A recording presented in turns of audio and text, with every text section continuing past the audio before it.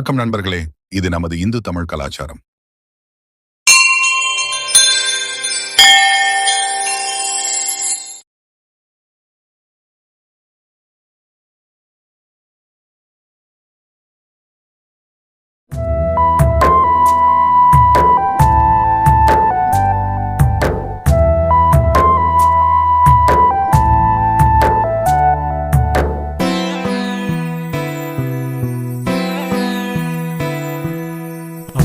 கைய பிடிச்சு நடந்தா திரு அழகாக மாறும். மாரிமுத்து ஒரு சாதாரண விவசாயி. பள்ளிக்கூட வாசலை கூட மிதிக்காதவர். ABCD தெரியாது, ADM பயன்படுத்த தெரியாது, ஜிபே, போன்பே, UPI அப்படின்றால் என்னவென்றே தெரியாது. ஆனால் தன் மகன் கார்த்திக் மருத்துவராகவோ இன்ஜினியராகவோ பெரிய அதிகாரியாகவோ ஆக வேண்டும் என்ற கனவு மட்டும் அவருக்கு நன்றாக தெரியும். அதற்காகத்தான் அவர் தனது வாழ்க்கையையே செலவழித்தார். காலை 4 மணிக்கு எழுந்து வயலுக்கு போவார். மழையிலும் உழைப்பார், வெயிலிலும் உழைப்பார், காய்ச்சல் இருந்தாலும் உழைப்பார். ஏனென்றால் அவருடைய மகன் படிக்க வேண்டும். ஒரு நாள் கார்த்திக் 10ஆம் வகுப்பு படித்துக் கொண்டிருந்தான். பள்ளியில் சுற்றுலா அறிவித்தார்கள். கட்டணம் 1500. அனைவரும் பெயர் கொடுத்தார்கள். கார்த்திக் மட்டும் அமைதியாக இருந்தான். வீட்டில் பணம் இல்லை என்பது அவனுக்கு தெரியும். அன்னைக்கு இரவு, அப்பா எனக்கும் சுற்றுலா போகணும் என்று மெதுவாக சொன்னான். மாரிமுத்து எதுவும் பேசவில்லை. சரிப்பா என்றார். அடுத்த நாள் தனது ஒரே ஆட்டை விற்றார். அந்த பணத்தில் சுற்றுலா கட்டணம் கட்டினார். சுற்றுலா முடிந்து வந்த கார்த்திக் மகிழ்ச்சியாக போட்டோக்களை காட்டிக் கொண்டிருந்தான். அப்பா மட்டும் சிரித்துக் கொண்டே பார்த்தார். ஆட்டை விற்ற விஷயத்தை சொல்லவே இல்லை. காலம் ஓடியது. கார்த்திக் இன்ஜினியரிங் முடித்தான். சென்னையில் ID வேலை கிடைத்தது. மாரிமுத்து ஊரே சுற்றி இனிப்பு கொடுத்தார்.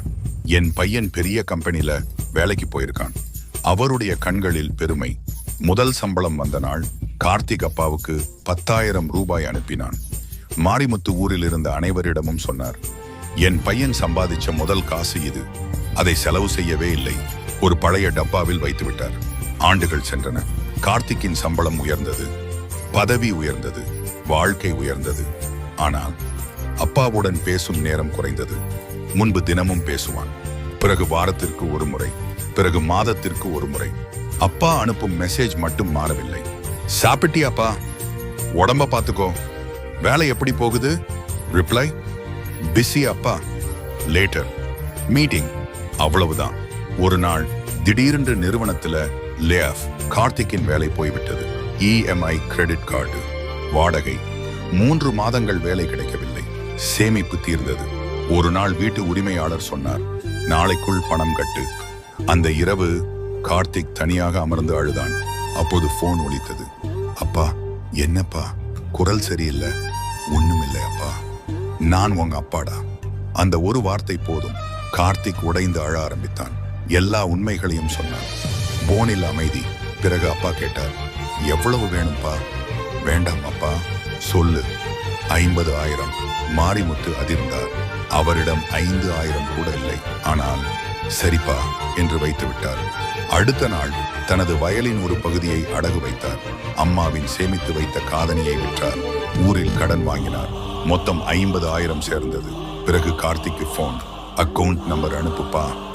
அப்பா, எப்படி அனுப்ப போறீங்க? சில நொடிகள் அமைதி.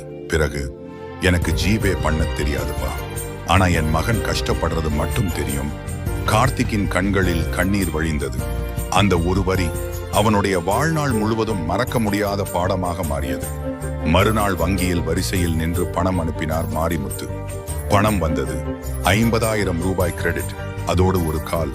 வந்துச்சாப்பா? வந்துச்சாப்பா? சரி, சாப்பிடு. அவ்வளவுதான். சில மாதங்கள் கழித்து கார்த்திக்கு மீண்டும் வேலை கிடைத்தது. முன்பை விட பெரிய சம்பளம். முதலில் என்ன செய்தான் தெரியுமா? நேராக கிராமத்துக்கு சென்றான். வீட்டுக்குள் நுழைந்தான். அப்பா பழைய கீபேட் போனை கையில் வைத்துக் கொண்டு உட்கார்ந்திருந்தார். அப்பா. என்னப்பா? கார்த்திக் அப்பாவின் காலில் விழுந்து அழ ஆரம்பித்தான். என்னை மன்னிச்சிடுங்க அப்பா. ஏன்பா? நீங்க எனக்கு வாழ்க்கை கத்துக் கொடுத்தீங்க. நான் உங்களுக்கு ஜிபே தெரியாததுக்காக மனசுக்குள்ள சிரிச்சிருக்கேன். மாரிமுத்து சிரித்தார். பைத்தியம். அப்பா பிள்ளை கிட்ட மன்னிப்பு கேட்க மாட்டான். பிள்ளையும் அப்பா கிட்ட கேட்க வேண்டியதில்லை. அந்த மாலை கார்த்திக் தனது அப்பாவுக்கு முதல் முறையாக ஜிபே கற்றுக் கொடுத்தான். ரூபாய் அனுப்பினார். போனில் மெசேஜ், மணி ரிசீவ்ட். மாரிமுத்து குழந்தை போல சிரித்தார். பாருப்பா, நானும் கத்துக்கிட்டேன். அந்த சிரிப்பை பார்த்த கார்த்திக் மீண்டும் அழுதான். ஏனென்றால் ஒரு காலத்துல அப்பா எனக்கு ஏபிசிடி தெரியாது என்று அழுதபோது, பரவாயில்லப்பா நான் கத்துக் கொடுக்கிறேன் என்று கைப்பிடித்த மனிதர்தான் இன்று எனக்கு ஜிபே பண்ண தெரியாதுப்பா என்று வெட்கத்தோடு சொன்னார். முடிவு அப்பாவுக்கு டிஜிட்டல் உலகம் தெரியாமல் இருக்கலாம், ஆனால் பிள்ளையின் கண்ணீரின் மொழி எப்போதும் தெரியும். அப்பாவுக்கு ஜிபே தெரியாமல் இருக்கலாம், ஆனால் வாழ்க்கையில நமக்கு முதலீடு செய்வது எப்படி என்று அவருக்குத்தான் முதலில் தெரியும். எனக்கு ஜிபே பண்ண தெரியாதுப்பா, ஆனா என் உயிரையே உன் வாழ்க்கைக்காக டிரான்ஸ்ஃபர் பண்ணிட்டேன். உனக்கு இந்த நிலைமையடா, ஊரு சனம் கலங்குதடா, ஊரு சனம் கலங்குதடா. ஆராரோ, ஆராரோ, ஆராரோ, ஆராரோ, ஆராரோ, ஆரீரோ, ஆராரோ, ஆரீரோ.